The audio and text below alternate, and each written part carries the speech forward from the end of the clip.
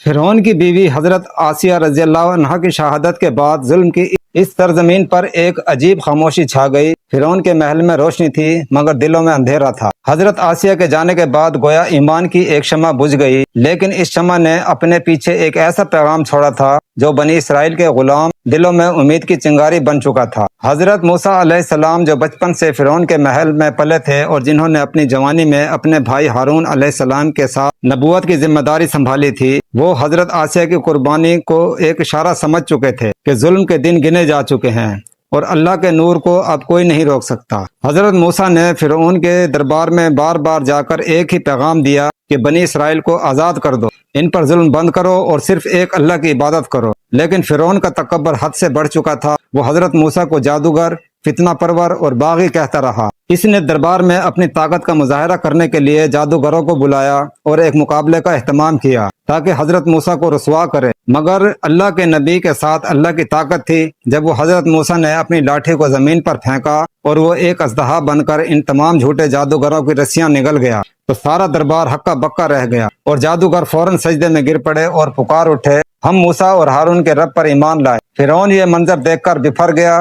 اس نے جادوگروں کے ہاتھ پاؤں کاٹنے اور انہیں سولی پر چڑھانے کا حکم دیا، لیکن وہ ایمان والے نہ ڈرے۔ انہوں نے کہا، ہم پہلے ہی اپنے رب کے پاس جانے والے ہیں، اب اگر تو ہمیں مارے گا تو ہماری کامیابی ہے۔ حضرت آسیہ کا ایمان اور جادوگروں کی قربانی حضرت موسیٰ کے دل کو مزید مضبوط بنا گئی۔ وہ جان چکے تھے کہ اللہ کا وعدہ قریب ہے۔ وہ دن رات بنی اسرائیل کو صبر اور توحید کا درس دیتے رہے اور فرعون کے ظلم کے باوجود اللہ کی عبادت کا پیغام دیتے رہے، یہاں تک کہ اللہ تعالیٰ نے حضرت موسیٰ کو حکم دیا کہ بنی اسرائیل کو لے کر رات کے وقت مصر سے نکل جاؤ اور دریا کی طرف رخ کرو۔ حضرت موسیٰ نے اللہ کے حکم کے مطابق بنی اسرائیل کے مردوں، عورتوں اور بچوں کو اکٹھا کیا اور رات کی تاریکی میں مصر چھوڑ دیا۔ جیسے ہی فرعون کا اس فرار کی اطلاع ملی، اس نے اپنی فوجیں تیار کی اور خود گھوڑے پر سوار ہو کر ان کے پیچھے نکل پڑا۔ وہ سمجھتا تھا کہ وہ اپنی طاقت سے ان غلاموں کو واپس لے آئے گا، لیکن اللہ نے ایک عظیم منظر کو رقم کرنا تھا۔ حضرت موسیٰ جب دریائے کلزم کے کنارے پہنچے تو ان کے پیچھے فرعون کی فوج اور آگے سمندر تھا۔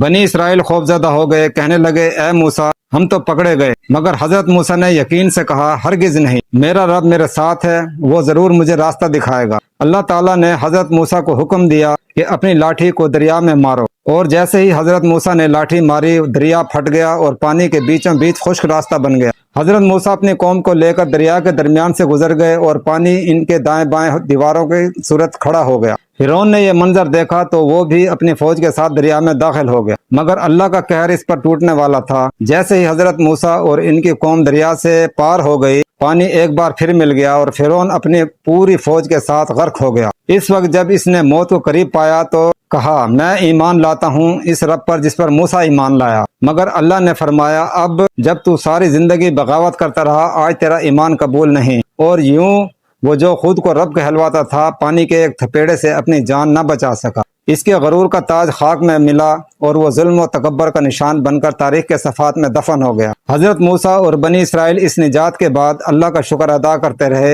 حضرت موسیٰ نے حضرت آسیہ کا ذکر کیا اور ان کے ایمان کو بنی اسرائیل کے لیے مثال بنایا۔ وہ کہا کرتے تھے کہ وہ عورت جو فرعون کے محل میں تھی لیکن جس کے دل میں اللہ کا نور تھا، وہ ہم سے بہتر ہے۔ حضرت آسیہ کی دعائیں، ان کی قربانیاں اور ان کا صبر نسل در نسل بنی اسرائیل کے ایمان کو مضبوط کرتا رہا۔ بعد کے انبیاء اور مصلحین ان کا ذکر کرتے رہے۔ حضرت مریم، حضرت ختیجہ، حضرت فاطمہ، یہ سب خواتین حضرت آسیہ کو اپنا آئیڈیل سمجھتی تھیں۔ نبی کریم صلی اللہ علیہ وآلہ وسلم نے فرمایا کہ جنت کی عورتوں کی 4 سردار ہیں، ان میں حضرت آسیہ بنت مزاحم بھی ہیں۔ ان کا ایمان آج بھی روشنی کا مینار ہے۔ انہوں نے سکھایا کہ دنیا کی کوئی طاقت، کوئی سلطنت، کوئی محل اگر اللہ کے خلاف ہو جائے تو اس کی حیثیت مٹی کے گھر سے زیادہ نہیں۔ انہوں نے بتایا کہ ایمان کا تاج دل پر ہوتا ہے، نہ کہ سر پر، اور جو عورت اللہ کے لیے کھڑی ہو جائے تو وہ دنیا کی سب سے بڑے ظالم کو چیلنج کر سکتی ہے۔ ان کا تذکرہ قرآن میں ہمیشہ کے لیے محفوظ ہو گیا۔ ان کی دعا قیامت تک ایمان والوں کی زبان پر جاری رہے گی۔ ان کی قربانی ایک چراغ ہے جو ظلمت میں ہدایت دیتا ہے۔ ان کا صبر، ان کی ہمت، ان کی عبادت، ان کی دعا اور ان کا اللہ پر بھروسہ ہر اس عورت کے لیے نمونہ ہے جو اللہ کی رضا کی متلاشی ہو۔ وہ نہ کسی حکمرانی کی طلبگار تھیں، نہ کسی زیور کی۔